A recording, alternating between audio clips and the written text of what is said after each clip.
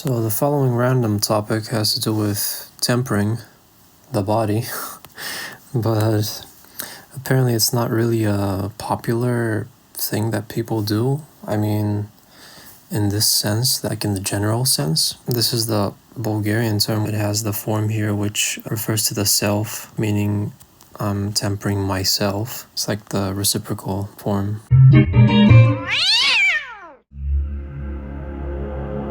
So here's what we got here. Tempering meaning heat treatment, but the examples that they have in this list are in metallurgy, spices, glass, chocolate, and pottery. And it means the degree of hardness and elasticity in steel or other metal. The blade rapidly heats up and the metal loses its temper. Verb, improve the hardness and elasticity of steel or other metal by reheating and then cooling it, the way a smith would temper a sword. As adjective, tempered. Tempered steel pins improve the consistency or resiliency of a substance by means of a process involving heat or chemicals. The display is a single sheet of glass, tempered for strength for a shiny sheen to the chocolate coating. I recommend tempering the chocolate first.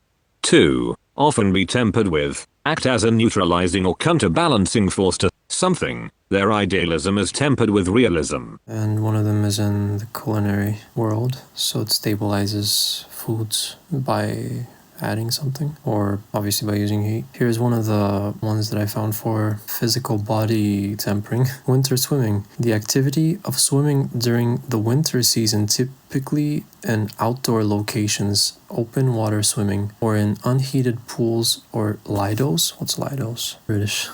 Public outdoor swimming pool. Well, since it's a European thing. In colder countries, it may be synonymous with ice swimming when the water is frozen over.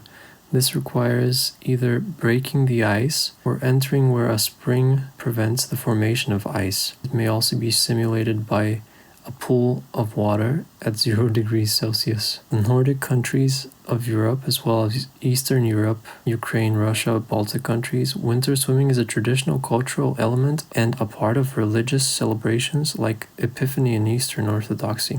We have that here. Competitions for winter swimming also exist. So here's Epiphany, and here is where the priest throws a cross into the cold water, and usually by cultural tradition, young men are supposed to jump after it and fetch the cross for health, swim in the cold waters for health.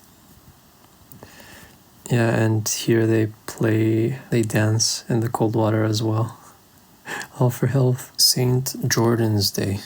Obviously you have to be careful not to get sick if you spend too much time in the water. Hypothermia after 30 minutes. Shock, neuromuscular cooling, tachycardia, gas reflex, arrhythmia, homeostasis, unconsciousness. You stay in the water for too long. I don't know what the difference in degrees has to be of the body temperature for the speed of these effects is obviously escalated or slowed based on the difference. But anyway, yeah, that's just one of the methods to temper the body is to immerse it in cold water.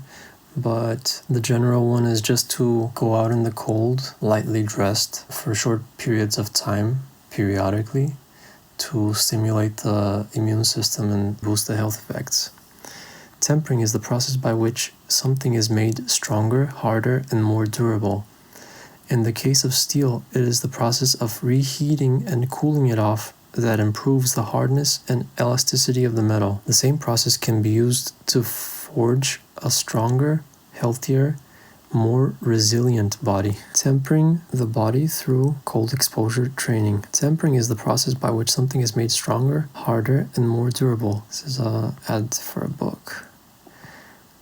Just as repeated exposure to the right amount of strength training, progressively increased through proper programming, builds muscle, increases energy endurance, and makes the body stronger overall, while completely overdoing it simply accelerates the breakdown of the system. Exposure to cold acts in a similar manner. Short-term cold exposure, incrementally increased over time, provides an assortment of benefits not found in any other form of training. This process of conditioning through the gradual continued exposure to stress within a controlled dynamic is known as stress inoculation. Benefits: reduces inflammation, increased fat burning through cold thermogenesis, improved immune system function, boosts testosterone, increased energy and focus, increased athletic performance, faster recovery, improved sleep, mental toughness. Since you're stressing the system, not only physically but also psychologically, physiologically as well, it induces a quick response to the shocks, and it stimulates, that's how I perceive it at least, it stimulates generation of beneficial factors. Here it's talking about water immersion as well, cold showers for short periods of time, no hot water. I read about a study, I think it was with rats or mice. Those who were kept in a colder environment as opposed to another group who was kept in a warmer environment tended to live slightly longer than those who were in the warmer environment. A slightly colder, as here it says no hot water, because heat usually assists in the breaking down of organic material. So as we know, that's why we use refrigerators, because it keeps the organic material, the food, in a condition that we can consume for a longer period of time. And we could attribute that to living beings as well, at least in a minor sense. The ice bucket challenge was, I guess it was a form of this, although very much more naive and childish. And yeah, the other publications are similar. I think there are races swim in cold waters. I think cold water also stimulates the arteries, stimulates blood flow. For example, immersing your feet